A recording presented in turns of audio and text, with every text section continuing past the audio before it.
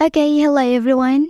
Here I want to provide a tutorial on how to hide app on Samsung Galaxy A55 5G device.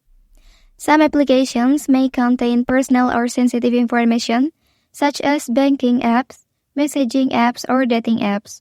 So hiding these applications can help protect your privacy and prevent unauthorized access to your personal data.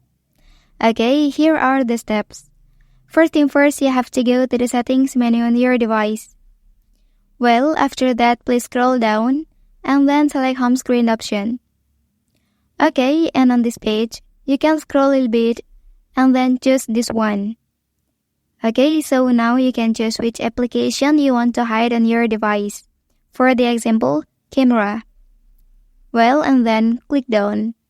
So now let's check it. Okay, so the camera application on my device is successfully hidden.